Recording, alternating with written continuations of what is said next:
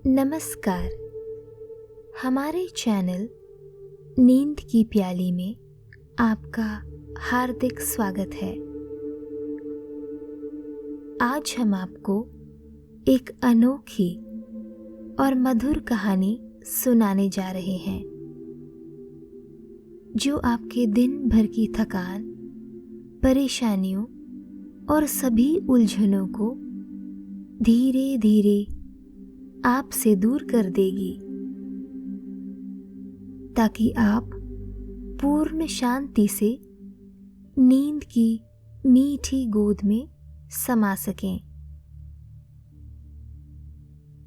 तो सबसे पहले एक शांत, आरामदायक जगह पर बैठें या लेट जाएं। अपनी आंखें बंद करें और धीरे धीरे अपनी सांसों पर ध्यान केंद्रित करें। गहरी सांस लें और उसे धीरे धीरे बाहर छोड़ें। आज का दिन चाहे कितना ही कठिन क्यों ना रहा हो, अब सब कुछ पीछे छोड़ देने का समय है। याद रखें, जब हम भविष्य की चिंता में खो जाते हैं तो वर्तमान की खूबसूरती हमसे छिन जाती है। अपनी हर सांस के साथ अपने मन की हर फिक्र को बाहर निकालें। जब भी सांस छोड़ें, अपनी सभी चिंताओं को छोड़ने की कल्पना करें। अपने शरीर को पूरी तरह से ढील दें। अपने मन को शांति की गहराई में डुबो दें। हमें पूरी आशा है कि इस कहानी के हर शब्द में आपको वह सुकून और शांति मिलेगी जो आपकी आत्मा के हर कोने को छू जाए। तो आइए अपने मन और शरीर को इस पल में डुबो दें और हमारे साथ इस नई जादुई कहानी के अनुभव में शामिल हो जाएं।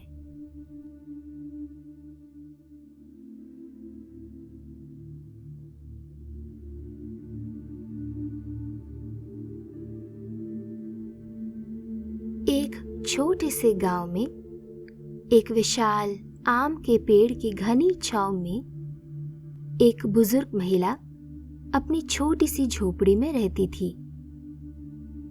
उसका दिल आकाश जितना विशाल था और उसमें अपार प्रेम की धारा बहती थी।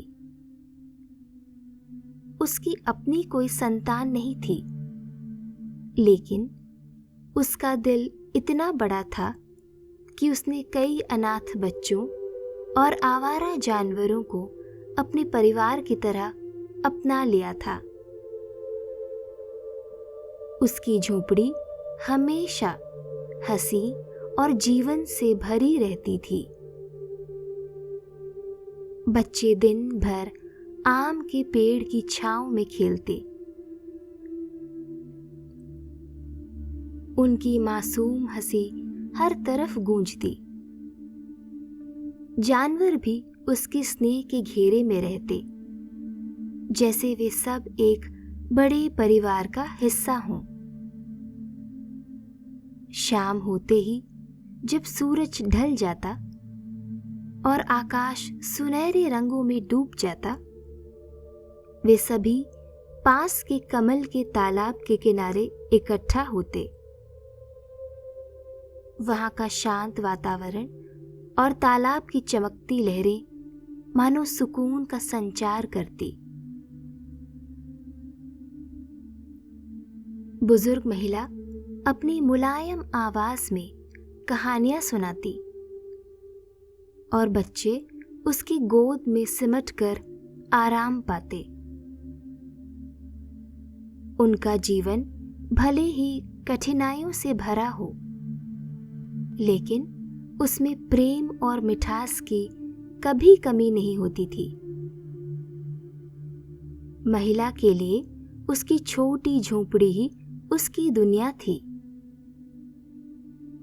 और उसमें पलने वाले ये छोटे छोटे जीवन उसकी सबसे बड़ी खुशी। लेकिन हर दिन ऐसा सुकून नहीं होता था। इतने सारे छोटे छोटे पेटों को भरना आसान काम नहीं था। कभी कभी भोजन की कमी हो जाती और जो कुछ भी पकता वो सबके लिए पर्याप्त नहीं होता। ऐसे में बच्चे धीरे से उसके पास आकर फुसफुसाते, अम्मा, हमें अभी भी भूख लगी है। यह सुनकर बुजुर्ग महिला का दिल दुख से भर जाता।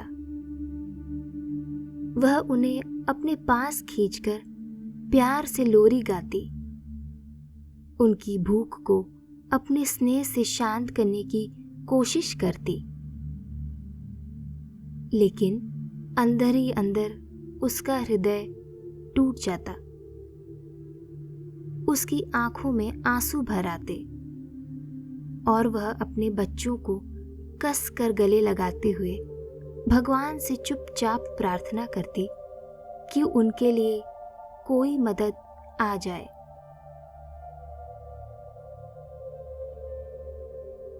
और ऐसे में जब एक शांत रात थी, आसमान में चांदनी अपनी मधुर रोशनी बिखेर रही थी। सितारों की चादर ने पूरे आकाश को ढक रखा था। गांव के सारे लोग गहरी नींद में डूबे हुए थे। तभी बुजुर्ग महिला अपने दिल में अनगिनत चिंताओं का भार लेकर धीमे कदमों से कमल के सुगंधित तालाब की ओर चल पड़ी। तालाब के किनारे पर बैठते हुए उसने अपनी थकी हुई आंखें आकाश की ओर उठाईं। हाथ जोड़कर उसने धीरे धीरे प्रार्थना की, हे माँ, मुझे इतनी शक्ति दे दो कि मैं अपने बच्चों को हमेशा भरपेट भोजन दे सकूं। मेरे बच्चों को कभी भी भूखा सोना न पड़े। यह कहते हुए उसकी आंखों में मोती से चमकते आंसू भर आए और वे धीरे धीरे लढ़ककर तालाब के पानी में समा गए। जैसे ही उसके आंसू कमल के तालाब में गिरे, मानो तालाब की शांत लहरें भी उसके दर्द को महसूस करने लगी। वह बुजुर्ग महिला कुछ क्षण यूं ही बैठी रही, फिर अंत में अपनी थकी आंखें बंद करके उसी जगह पर धीरे धीरे नींद की गोद में समा गई। सुबह होते ही पक्षियों का मधुर संगीत और सूरज की कोमल किरणों ने उसे जगाया, लेकिन इस बार कुछ अलग था। जब वह उठी तो उसने बच्चों को हंसी खुशी खेलते देखा। आश्चर्यचकित होकर वह रसोई की ओर गई और वहां जो देखा उससे उसकी आंखें आश्चर्य से फैल गई। बड़े बड़े मिट्टी के बर्तन स्वादिष्ट खिचड़ी और खीर से भरे हुए थे। बच्चे दौड़कर उसके पास आए और धन्यवाद कहने लगे, यह सोचते हुए कि उसने रात में ये सब पकाया था। महिला अचंभित थी, उसने तो कुछ भी नहीं पकाया था। हो न हो यह किसी अदृश्य दाता का आशीर्वाद था, जो रात के अंधेरे में आकर उन्हें भोजन दे गया था।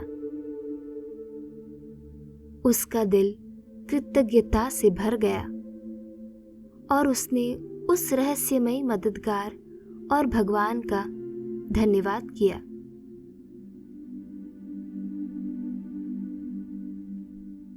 लेकिन यह तो बस शुरुआत थी। हर दिन, हर सुबह मिट्टी के बर्तन किसी चमत्कार की तरह ताजे गर्मागर्म भोजन से भरे होते।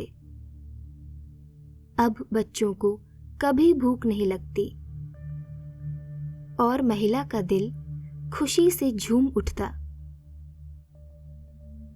पर धीरे धीरे उसके मन में यह जानने की इच्छा जागने लगी कि यह चमत्कार कौन कर रहा है।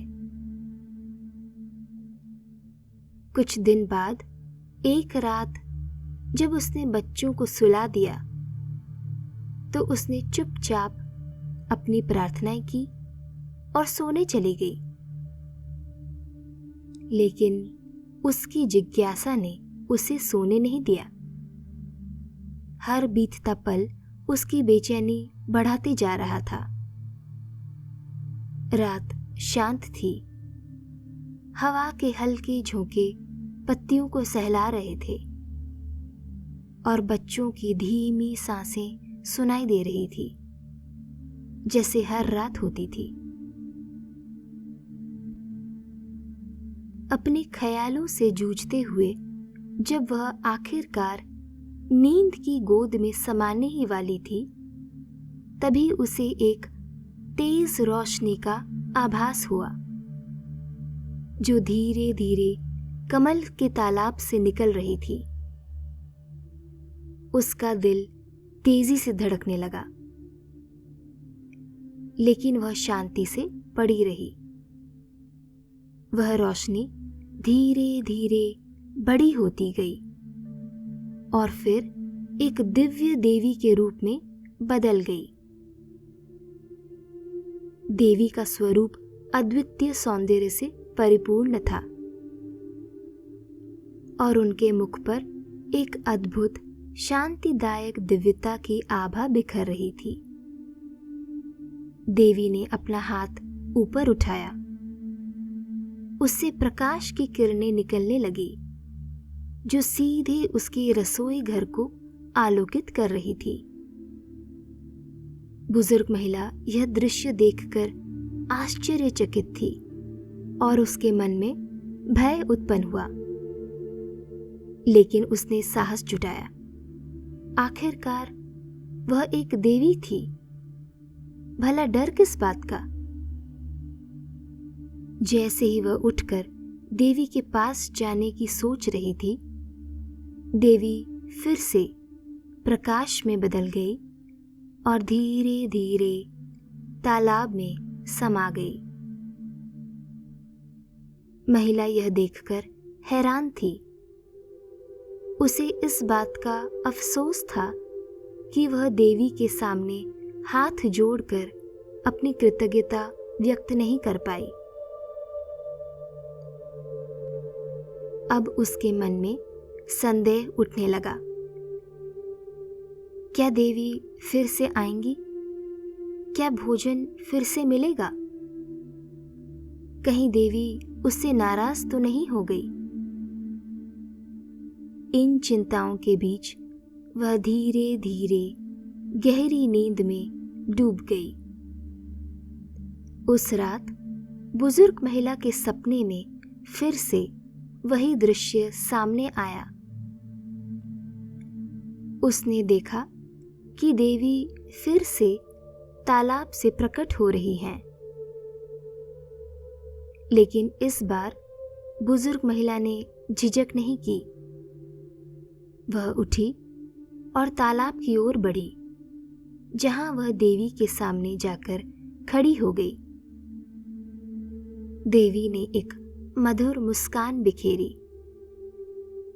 बुजुर्ग महिला ने हाथ जोड़कर नम्रता से पूछा, माँ, आप कौन हैं? देवी ने कोमलता से कहा, मैं देवी अन्नपूर्णा हूं। माँ पार्वती का अवतार। मैं यहाँ आपकी मनोकामना पूरी करने आई हूँ। बुजुर्ग महिला थोड़ी चौंकी। उसे समझ नहीं आया कि उसने वास्तव में क्या चाहा था। उसकी आंखों में प्रश्न थे और मन में हलचल। देवी ने आगे कहा, कुछ रात पहले जब आप कमल के तालाब के किनारे रो रही थीं, तब आपने यह इच्छा की थी कि आपके बच्चे कभी भूखे न रहें। आपकी दयालुता और त्याग से प्रभावित होकर मैंने आपकी यह इच्छा पूरी की है। आज से आपकी रसोई में हमेशा भोजन रहेगा और आपके बच्चे भूख का सामना नहीं करेंगे। भूखे को खाना खिलाना सबसे पुण्य कार्यों में से एक है और इसके लिए आपकी सभी चिंताएं और संघर्ष यहाँ समाप्त होते हैं। अब आप और आपका परिवार मेरी सुरक्षा और देखभाल में है। देवी के यह शब्द सुनते ही बुजुर्ग महिला की आंखों से आंसू बहने लगे और देवी एक बार फिर चमकती हुई रोशनी में बदलकर कमल के तालाब में समा गई। महिला अचानक नींद से जागी। उसका दिल तेजी से धड़क रहा था। क्या यह सिर्फ एक सपना था? वह रसोई की ओर भागी। उसने धीरे धीरे बर्तन खोले और वहां एक बार फिर मिट्टी के बर्तन गर्मा गर्म भोजन से भरे थे। यह देख उसकी आंखें आश्चर्य से भर गई। उसका दिल खुशी से नाच उठा। उसने देवी का धन्यवाद करते हुए अपने हाथ जोड़े। यह चमत्कार सच था। देवी ने उसे आशीर्वाद दिया था और अब उसके बच्चे कभी भूखे नहीं रहेंगे। उसकी आंखों से खुशी के आंसू बहते रहे, यह सोचते हुए कि अब वह अपने बच्चों और दरवाजे पर आने वाले हर व्यक्ति को भोजन करवा सकेगी। तो दोस्तों, जरूरतमंदों और भूखों को खाना खिलाना ईश्वर की सेवा का एक सच्चा प्रतीक है। यह न केवल मानवता के प्रति हमारी दया को प्रकट करता है, बल्कि हमें दिव्य कृपा और आशीर्वाद के करीब भी लाता है।